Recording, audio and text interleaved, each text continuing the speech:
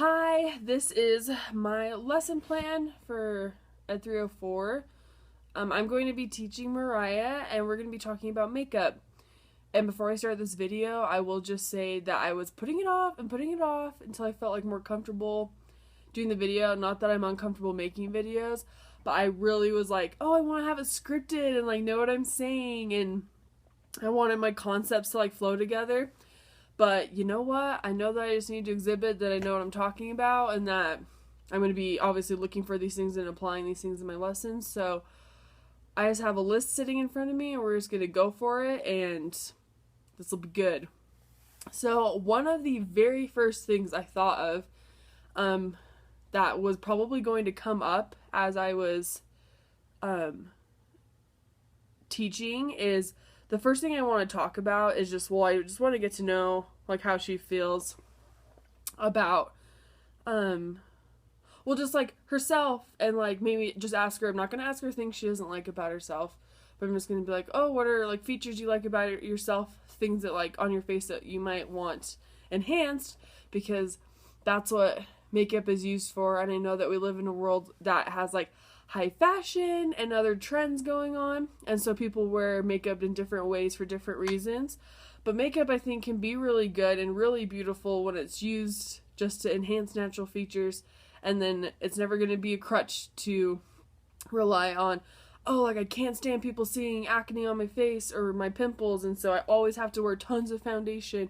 And that's fine that people feel that way, but I just like want to introduce makeup to Mariah in a very healthy way so that she has a good relationship with it and that she loves it as much as I do, but also doesn't feel the need to hide behind it. As you can see, I have like a little mascara on. I still think it's funny. Brother Wilson is probably thinking, why is Ellie teaching this? Because I never wear makeup, but it's because our class is at 7:45 and I don't put makeup on that early, and so honestly that's why. And then today I don't have an excuse. I just didn't want to put makeup on.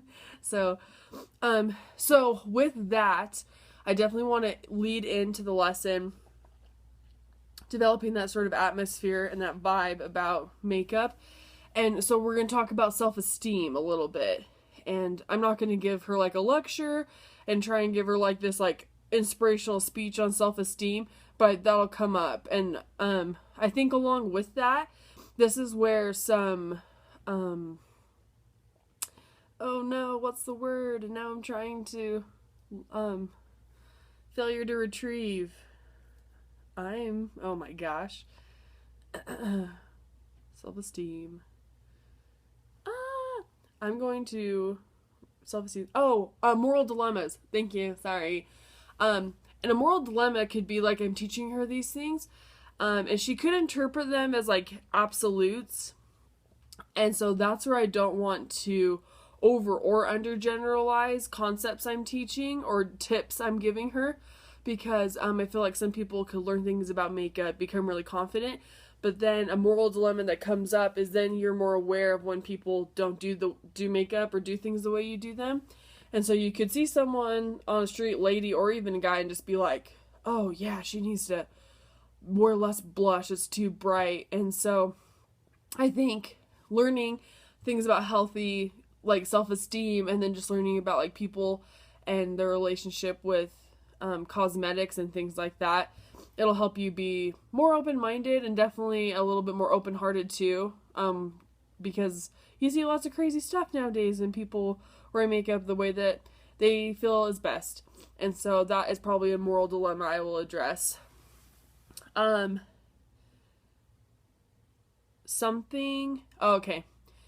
I'm gonna go over all the different domains, like the cognitive domains, with wearing makeup. And so, I'm sorry, not cognitive. The first one is cognitive. Also, excuse my nasty voice. I've had a cold, and so I'm still a little stuffed up. But we're going to talk about the cognitive domain first. And this is also going to come when I talk about the structure of things I want to talk about. I'm going to use Bloom's taxonomy as a framework for that part of the lesson plan. And so we'll start with cognitive. And so as I talk to her like about self-esteem and her relationship with makeup and what she thinks about makeup, that is going to be accomplishing that first step of the cognitive domain. So I'm just going to see what she already knows, and then talk to her about like why she thinks it works the way it works. And then there are some cool things I want to tell her about how like makeup is honestly just a big optical illusion. Ew, I have stuff in my eye. For instance, I watched this really cool video probably when I was about her age. It was a makeup artist that did a video about Marilyn Monroe, who is like an iconic beauty figure, and how her makeup was made to enhance these features that are very attractive to other people. So a trick to make her eyes look bigger was to line the waterline of her eyes with white eyeliner, and so it extended the whiteness that that the eye picks up, like someone else's eye picks up on your eye around your pupil and iris and stuff. That you like, we all have like the white eyeballs. Sorry. But when that white's under the eye, it extends it, and so it gives the illusion that your eyes are bigger. And that's just like a trend, and like something, especially in the US, people want big, round, pretty eyes. So that's like an example I'll give her of like, I will expand her cognition about it and explain things in like a factual manner and be like, this is why this looks the way it does, and it's really cool. And then, I hope she has the same experiences I had when I learned these things. I'll be like, oh my gosh, that's really cool. So if I want to achieve this type of a thing, I don't have to be like, oh, I'm so mad that my eyes are small and squinty. Like, you can just make yourself look the way you want to look. And that's a really cool thing about makeup.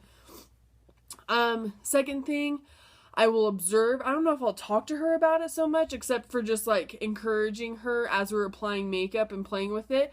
But psychomotor, the psychomotor domain is something that is not going to be very high for her at this moment. I know she's older. She's definitely not like a little kid.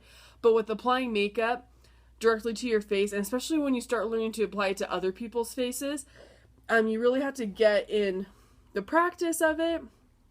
And it takes a lot to get used to when you're moving your hands and having kind of like that dexterity to apply makeup in a not like harsh way to the face, because it also needs to be, we'll talk about like areas of the face and the type of skin and how skin is different all over the face, because eye skin is very sensitive, and pulling on it and tugging on it and being rough around your eyes is what increases your chances of getting wrinkles when you get older. And so we'll just talk about like how her psychomotor skills will develop as she practices applying makeup, and she'll get better and feel more confident and be able to apply her makeup also quicker because she's more confident and her body's used to doing these motions to her face. And then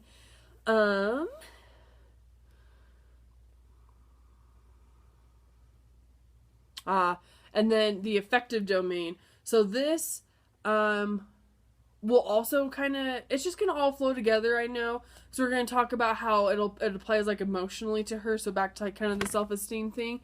You can kind of put those two together. And I want her to feel happy and confident and want this to be like a skill that she really is happy to learn about. And so I'm obviously going to be enthusiastic and be really in tune to what she wants, because I don't want to scare her and be like, oh yeah, we're gonna, and then use all these big fancy words when she's not ready to wear like a ton of makeup. And we're gonna keep it really simple, and I want to see what her attitude is towards it and her appreciation about it and her feelings about it as we progress, because I don't want to overdo it or freak her out or anything. She is definitely I'm anticipating her exhibiting different types of anxiety. And that will go back to me just reassuring her and helping her.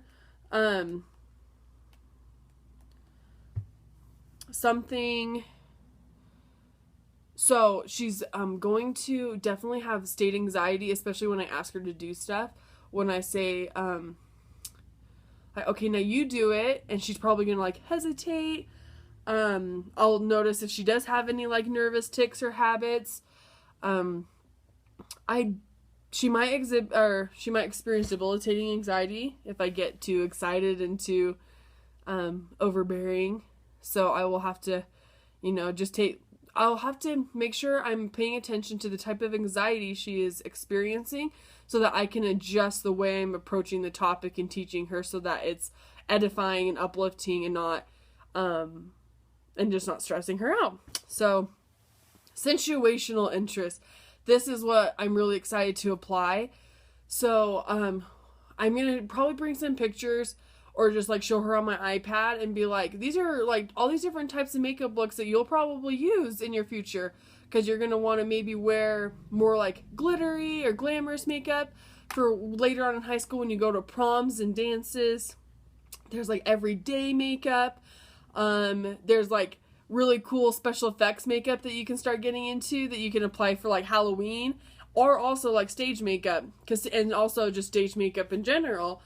And so that situational interest, I think, is going to definitely apply to her, and it'll help her a lot. Let's see. When we go through the steps, as I observe her, I'm going to notice what she can and can't do. Scaffolding will just be me giving her tips more than anything. I might actually apply something to her on one eye or one side of the face, and then it's easier to like be able to immediately look at one side of the face while you're doing it to the other, and you can make it match.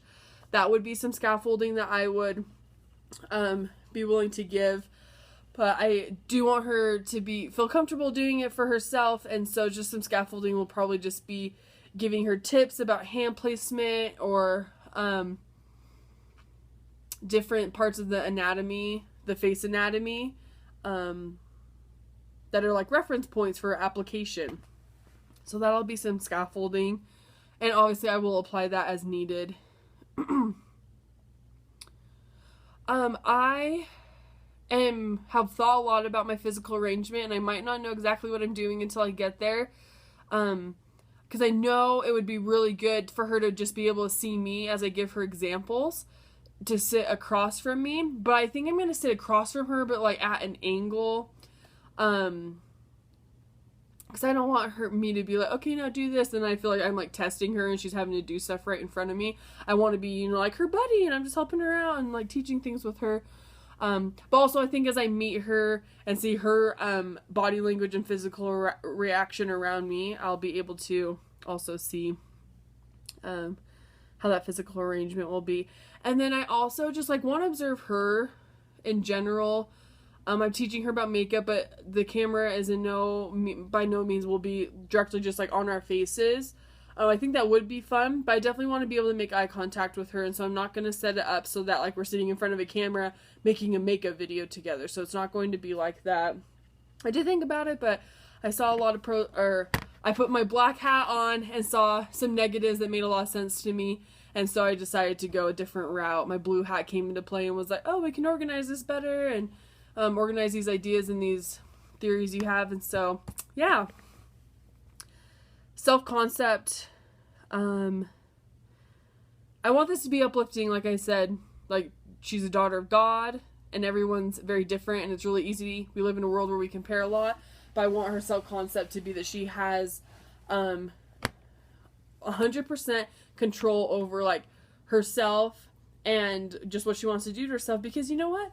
Maybe after this lesson, she will really appreciate what I shared with her. But maybe she's just going to be one of those girls that doesn't like wearing makeup, and so she won't wear makeup.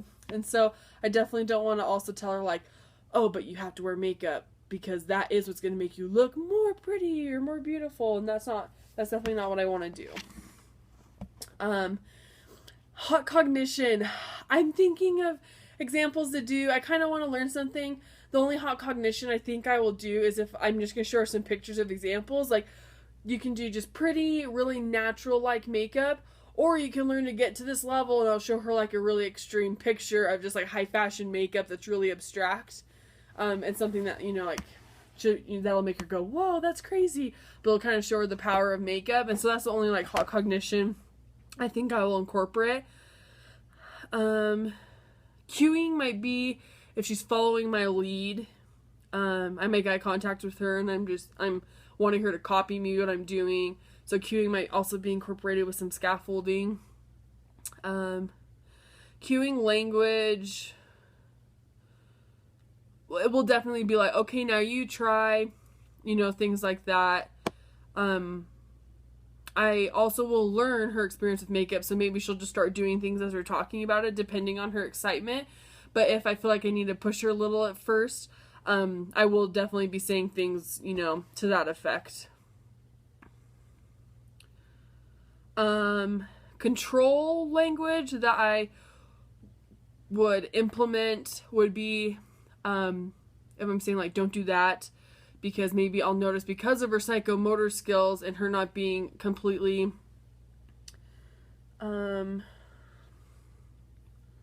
familiar with products and like density of products, she might go to get like an eyeshadow, but she's like going really hard, and I really don't care if she messes up any of my makeup. But I'll tell her like, oh hey, like eyeshadow usually feels this way, and you actually probably don't have to go that hard. So I might say, stop, do this instead. And that's where informational language will come in, and I'll explain why. Definitely a lot of my talking instruction is going to be informational, because there are a lot of really cool things to learn about makeup and why it works the way it works and how to make it work best for you. So I'm going to be using that a lot.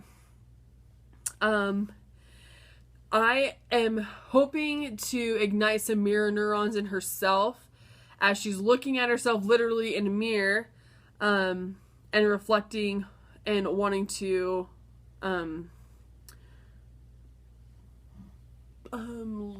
just look at herself and say this is something she wants to enhance, and then also literally mirroring me as I am doing something and she's going to do it back.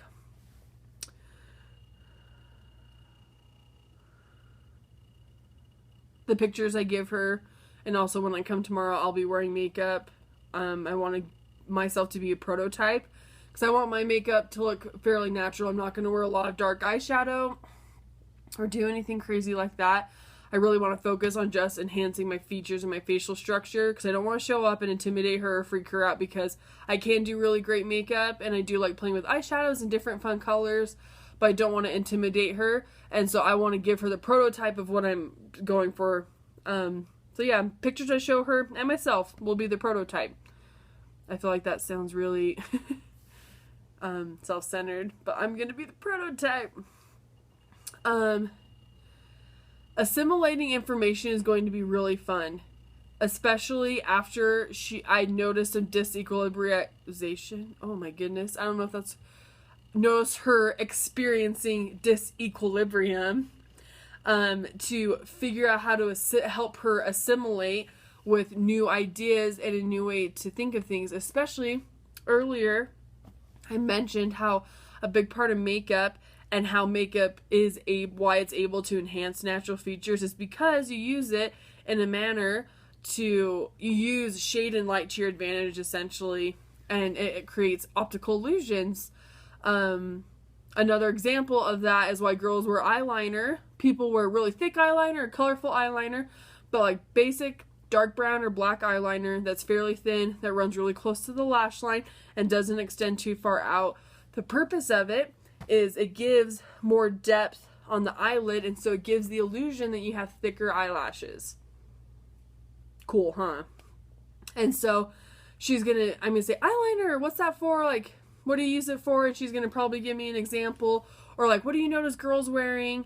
And she's probably gonna say something about like how they have the winged eyeliner, or some people are maybe using colorful eyeliner. And I'm just gonna give her that, I'm gonna give her that application, and I'm going to attribute it to something and give that and use informational language, and I'm hoping that'll help her better assimilate with these new ideas. And then as she does that, she'll be able to better picture herself wearing makeup or doing those things to herself, and that'll make her excited to wear makeup and hopefully lead her down the right direction so she doesn't apply makeup too heavy right off the bat to do what other girls are doing.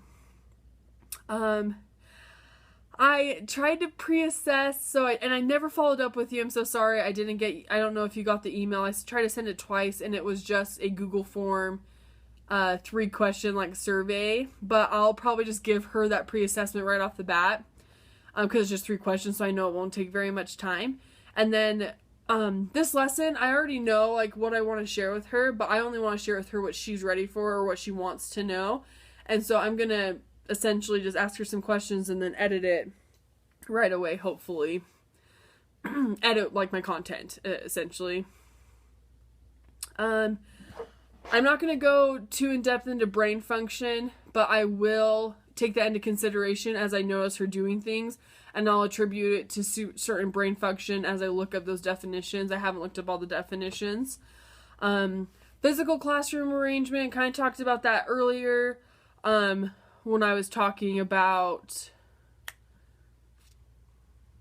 See, I read these things and I'm like, oh, I know what that means. But then I just have so much failure to retrieve, so that means I need to do more review and more application. That's right. But obviously we'll have the makeup in front of us, and I want to be able to give her a mirror that lights up. I won't need a mirror like that, so I'm going to give her like a really nice mirror. And I think that'll make her feel confident and be like, ooh, this is really fun. It might intimidate her a little bit at first, but I think she's going to like it. I think she will. Because girls like that stuff. Already covered situational interest. Oh, sensory registry. We've been talking about this last few days in class, and I have found it very interesting. But I'm excited to really keep that in mind when I'm teaching her and talking to her, because I want to be able to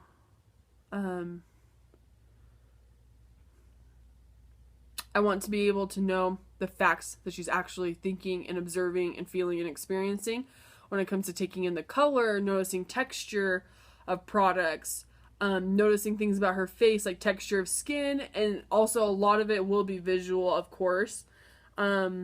Also, I'm going to teach her a really cool way to know like a product is cheap. It might do more damage to your skin versus a product that's good. And I'm not saying versus a product that smells bad or smells good, because for the most part, everything smells good.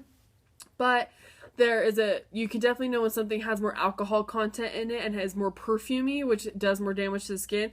And then when products are more natural based on like how they smell. So like all these things will come into play when I'm giving her informational language and just helping her assimilate.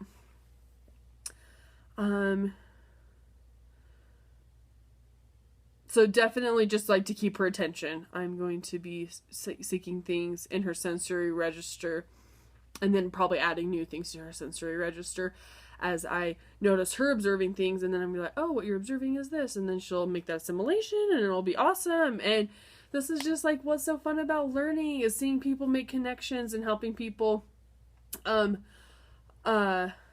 overcome weaknesses that come from anxiety, and maybe like self-esteem problems.